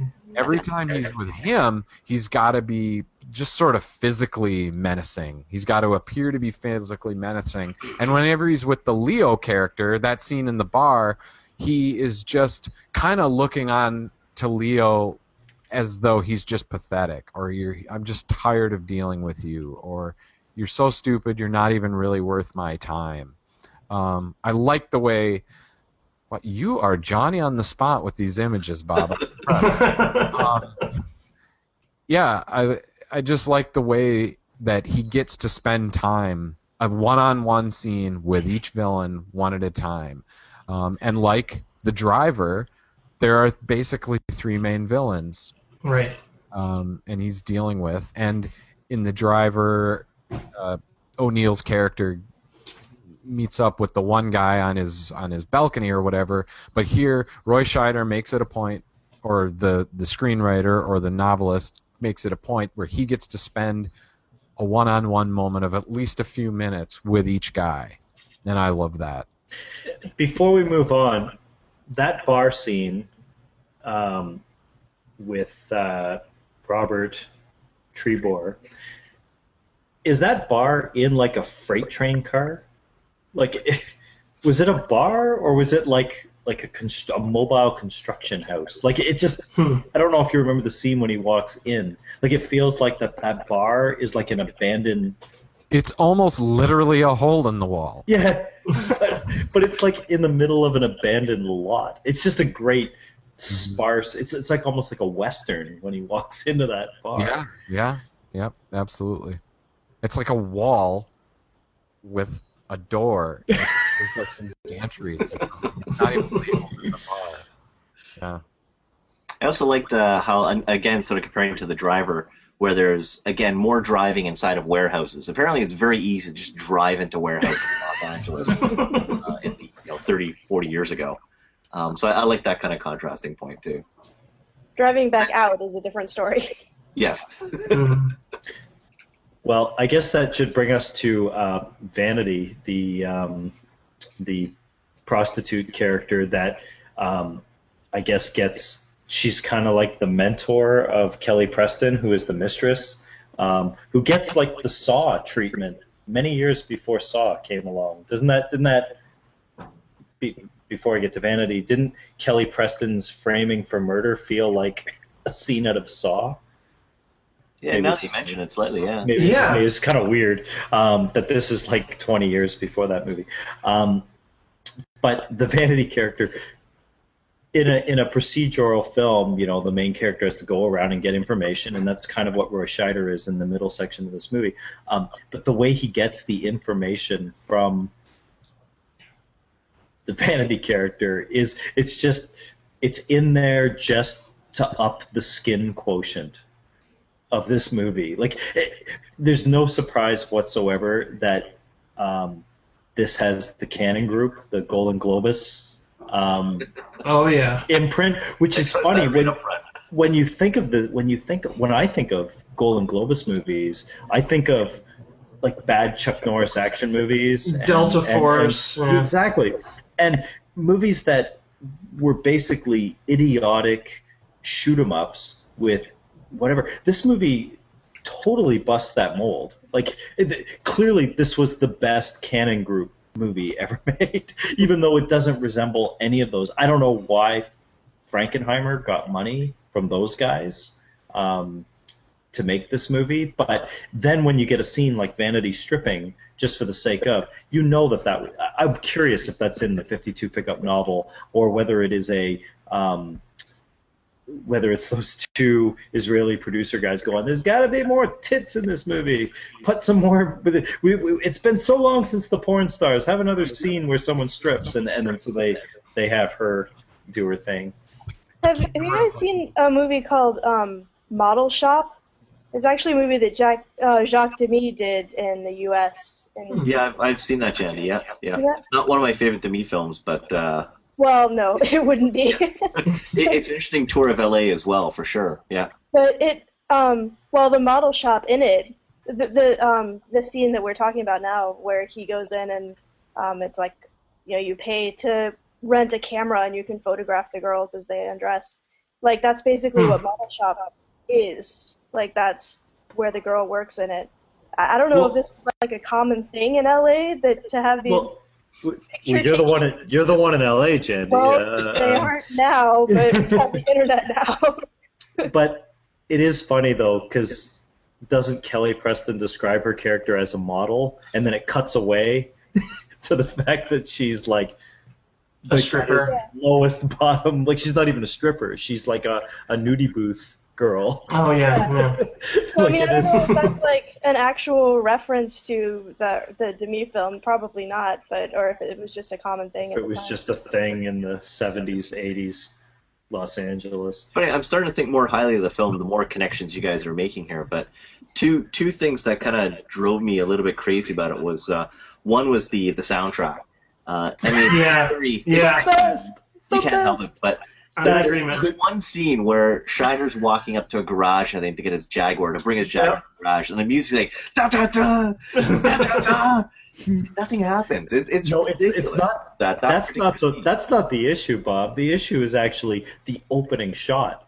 Like, you cannot get more 80s music in an 80s movie than I think it's him getting out of a pool. And I'm like, my God, we are undoubtedly suffocating. I'll stick with To Live and Die in L.A., my friend. Well, and it's funny because a lot of the stuff. If you saw that this was directed by William Friedkin, you would not bat an eye, because when you think of Killer Joe and To Live and Die in L.A., I mean, even parts of The Exorcist, Friedkin is and Bug is no stranger to the kind of sleaze that's on display. If Cruisin', is that Friedkin as well? Mm-hmm, yeah. But there's something about 52 pickup when like Scorsese and Friedkin and these guys were doing like the sleazy Hollywood New Wave stuff in the 70s, and you get that, like even Paul Schrader's Hardcore with George C. Scott, which is awesome. They have that New York level of like Times Square, crime, prostitution, Midnight Cowboy is another one. But there's something about the LA sleaze of the 80s with the New Wave jackets and the sort of plastic silicone women that to me is far more sleazy than the scuzzy 70s. Like there's something about the 80s when you see Isabella Rossellini and Dennis Hopper in Blue Velvet. To me, that's even more sleazy. Or Dean Stockwell singing with the light fixture. There's something that is just more purely weird about. The same with Tony Scott's The Hunger, and I think 52 Pickup is Frankenheimer's real ode. I mean, I don't know if Dead Bang is in the 80s or if it was starting to push into the 90s, but this is a great ode to just how gross the 80s, and it would make a great double bill with To Live and Die in L.A. Mm-hmm. Oh, yeah. And it's funny because that movie's got the car chases in it, which you'd think the Frankenheimer film would have, because Frankenheimer does great car chases too. He does film that Jaguar really nicely. Is it a Jaguar? I thought it was a Porsche. I think it was a Jaguar. When the sun's going down, he's driving. Yeah. Oh yeah. Well, that was his. And if you listen to the soundtrack, it's just like his other car movies where he's gone in with the Foley guys and filmed the actual car noises. But it's weirdly placed. It's another one of those, well, what exactly type of movie is 52 Pickup? Because that scene is so at odds with the rest of the movie. Fetishizing the car, and like when he's supposed to be off contemplating the dissolution of his marriage, it's like fucking cool car and I'm gonna drive and it sounds great and power and whatever. Also, anyways, sorry, I'll let someone else talk. Well, I was just gonna say, like your point about the music at the start of the movie, I think fit with that sleazy tone you're going for, but later on in the movie, it just, I think that's the second point that I don't really like about the film, is that it helps strip the tension from the movie. With The Driver, I think it really kind of built the tension very nicely and consistently. Yeah. In 52 Pickup, it reached a point where, as much as I was enjoying the film and the sleaze and all that, I didn't really care what happened, whether Scheider got out of it or not, because I felt the tension was stripped, partially because of the music, partially because of just the way that the film was pieced together. And I think that's where it sort of falls down for me. But I got to bring back a lot of the stuff you guys said to it. I might actually revisit it at some point. Oh, come on. You got it. When John Glover has to drive around L.A. to buy heroin so that he can inject Anne Margaret with heroin to shut her up. Like, that. What the hell? Like, how did we get to that point? The movie had me there. I'm like, I'll go wherever you're going. Like, and then when you find out later that Glenn Kenny, the great film critic, one of my favorite film critics, he actually has a whole post on all the background players in this movie. Like, he names all the porn stars that are in it, whatever. But the guy who sells the drugs to John Glover so he can inject Anne Margaret is the lead singer's from Red Hot Chili Peppers' dad. Really? Oh, weird. Weird random shit like that. And this movie has that. This movie, like, it might feel like a Canon Group one-off where they just said, like let's just film that. There's so much authentic stuff, like actual LA stuff in this movie. It makes it a far more interesting document. Like, in a way, that porn star sequence in it is as authentic, probably more authentic than P.T. Anderson's Boogie Nights. Like, it feels a lot more real, whereas P.T. Anderson has clearly got the story he wants to tell. But in a way, 52 Pickup is this weird document of that particular time and place in L.A., and it's just populated with Elmore Leonard characters just for fun. And I think that's overlooked when people go, it's middle tier, or like you said, compared to his run in the 60s, you're like, how did he get to be making these kind of things, right? Like, I don't know. I dig it. I dig this movie. Plot-wise and character-wise, it's just so simple. And no, it's not simple. I think it's really. I think I don't think it's simple. I think it's actually very pure in the way it tells the story. You always know what's going on in this movie, and it's very clean. Considering if you count the number of characters and shit that's going on in this movie, it's a very cleanly told story. And I guess the same way that The Driver is no nonsense, this movie does find a way to just use great storytelling and editing to tell the story. Like I feel a lot of modern films have lost this ability to just give a straight up, extremely well constructed thriller. And you know, while this movie isn't aiming to be, you know, a movie that everyone walks away with and go, yeah, best thing ever, it is very pure in its execution, in the same way that The Driver is. I would agree with that. I mean, you know, again, we mentioned Walter Hill. That's a guy who just makes really tight, economical, you know, action thrillers. And I felt myself a little bit more restless in this movie, although, I mean, I was never bored. I was certainly interested to see where the story was going to take me. And, you know, you got villains like this, of course you're going to be compelled to watch them, you know, be as sleazy as they can be. And, you know, it's still pretty jarring to see. I mean, even in light of something like the Saw movies, it's still pretty jarring to see any snuff film presented in a movie. You know, I'm still disturbed for many reasons, like watching something like Videodrome and still seeing that take place.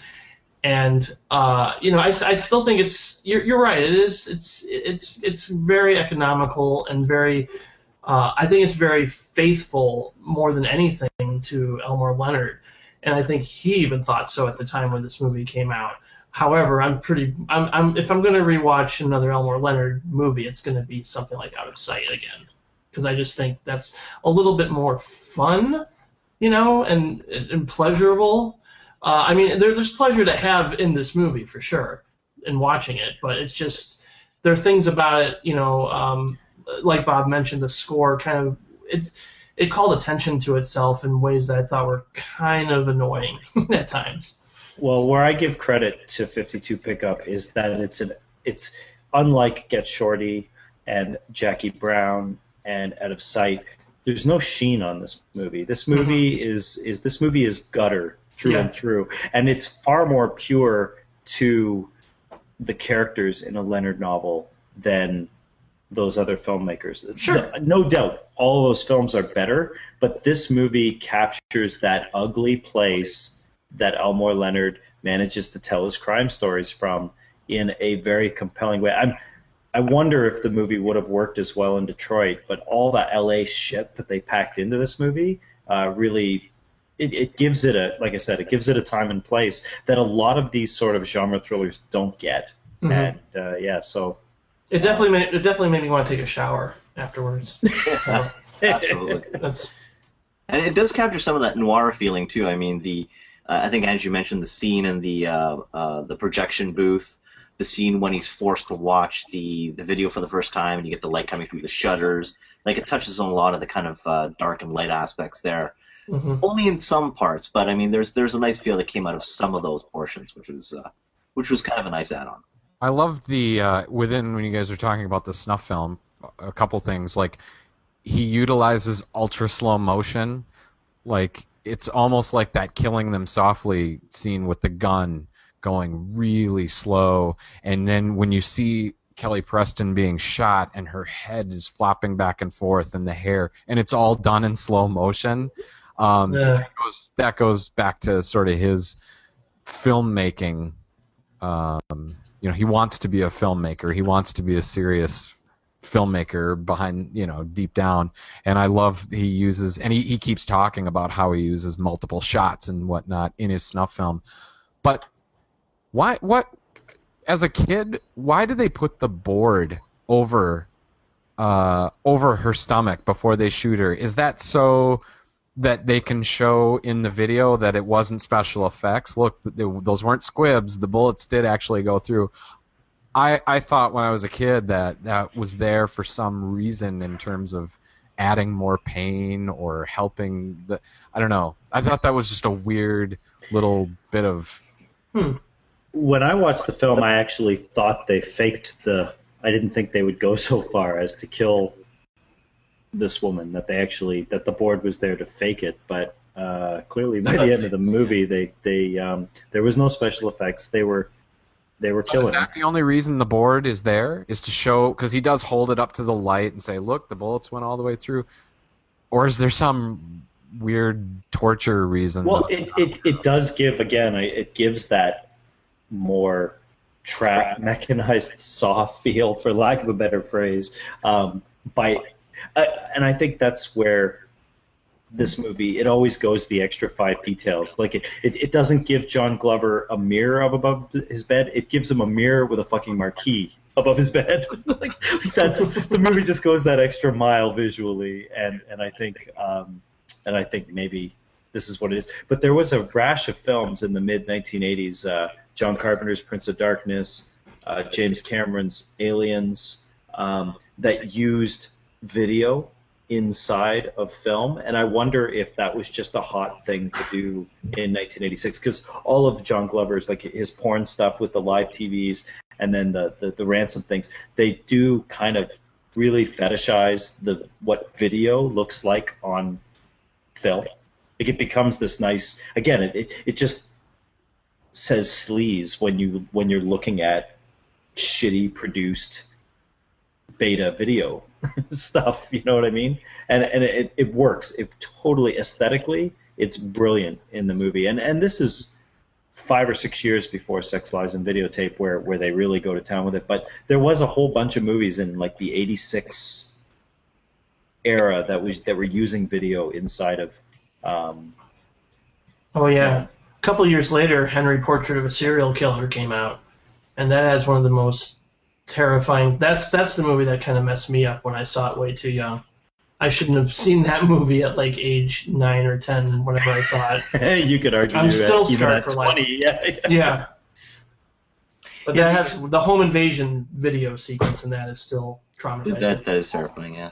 Yeah. The video on screen is very much it's tying back to Frankenheimer using a lot of those frames, kind of like the image I just put up, where you've got the guys with the masks in the mirror. You see Scheider. You've got the TV with Scheider on it as well. You had a reflection in the TV. Yeah, nice. Like that itself is a great shot. I really like that particular scene. Me too. Yeah. And he does that a number of times in the film, where you see the TV and you see characters on the TV while other characters are watching them.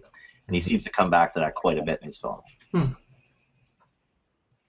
Oh yeah, there's a good shot that Jandy has where the reflection of Roy Scheider. Oh right, yeah. I was looking at Kelly Preston's assets, unfortunately. Yeah. there's framing going on. Well, he's actually While we're reflected in it. talking about like other films that this sort of reminds you of, I think a good companion piece to something like this, if you want to go a decade later, something like Basic Instinct. Now that's in San Francisco, but it's still got that level of sleaze, yet just slickness of characters over the top of it, even though everybody's kind of over the top. So that's the level of thriller that I feel like this is. Clearly, this is a little lower budget. It'd be more Sliver than Basic Instinct, but definitely an Esterhaus style and sort of grit, I think. Well, there was that awful Joe Schumacher movie from the mid '90s with Nicolas Cage and Joaquin Phoenix, which is also, horrible. It's a terrible movie though. It's atrocious. 52 Pickup is a goddamn masterpiece compared to that. I don't know. I guess. It may be trash, and it may be middle of the pack Frankenheimer, but there's a lot of flavors in this movie. It's like a big, gigantic submarine sandwich that you're like, it's just going to be cold cuts and lettuce and a little bit of mustard, but you bite into it, and all sorts of shit start falling out the side of this movie. I love it. I can't help myself, but this movie was made with a lot of care and detail, and you do get the sense that Frankenheimer was pulling in a lot of weird favors. Maybe the Canon guys just didn't give him much money, and he was a pretty big budget filmmaker, for that era. Not like Star Wars kind of, super sized budget, but he was definitely like one of these A-list guys, like consistent performers, like the Sidney Lumets and the William Friedkins and whatnot, I guess if he made this movie on the cheap, he's like, well, God damn it, I'm gonna location scout the fuck out of this movie, and I'm gonna fill up the frame with all sorts of great stuff. The movie's dense for all of its simple genre aspects. I think there's just a lot of pleasure, and I incredibly lament, not to sound like an old fart, but I incredibly lament the fact that modern films don't do this anymore. This type of film, and maybe Jandy nailed it in that the internet and all the you don't need a Basic Instinct or a 52 pickup for that level of sleaze anymore, because you could just watch 5-minute segments on any porn website and get it instantly. And the erotic thriller, not that this movie's an erotic thriller, but the erotic thriller died because of that. But even less than the erotic thriller, an actual thriller just with lots of trashiness in it, they don't make this type of movie anymore. And then you throw a scene like their relationship meltdown in the middle, or even the scene when John Glover breaks into their house and just threatens her with this weird accounting pitch. I don't know. Is there anyone making movies in the 21st century that approximate, or is this as dead as, like the early De Palmas or the screwball comedies or whatever? Like, is there no one makes this type of movie anymore? So Hollywood anyway, I don't think. No, I don't think so. I mean, if it weren't a play first, I would say maybe Killer Joe is probably the closest thing, like I mentioned earlier. Yeah, which is his contemporary, basically, right? Mm-hmm. Yeah, you're right. Killer Joe is exactly this movie. Yeah, fair enough. Maybe I'm jumping the gun. I definitely agree that this is 52 pickup is. It's a pretty tasty sandwich, but there were some things about it that gave me acid reflux, like the score. So it's not healthy. It's not healthy food. No.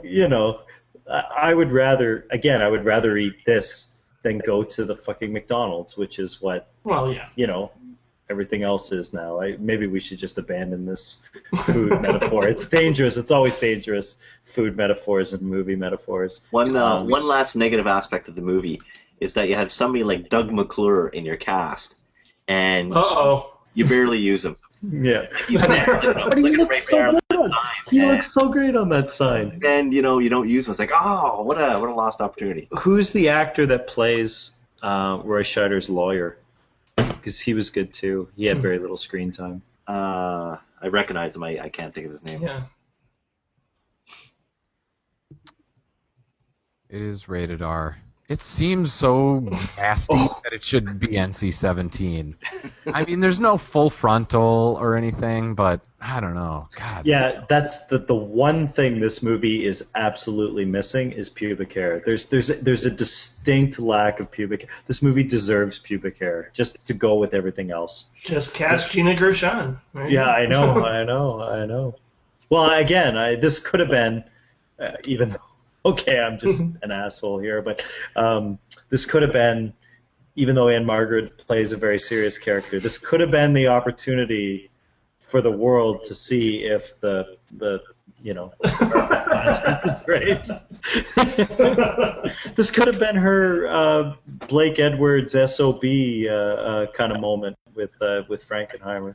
I shouldn't say that though, because Margaret is seriously great in this movie. She actually probably has the best. I mean, Glover is a lot of fun, and Scheider is super oily, but Anne Margaret gives a really great performance, considering that her character in the end gets used as like rescue bait. Up until that point, though, she's seriously great in this movie. Mm-hmm. All right. Was that going to do it then for this episode?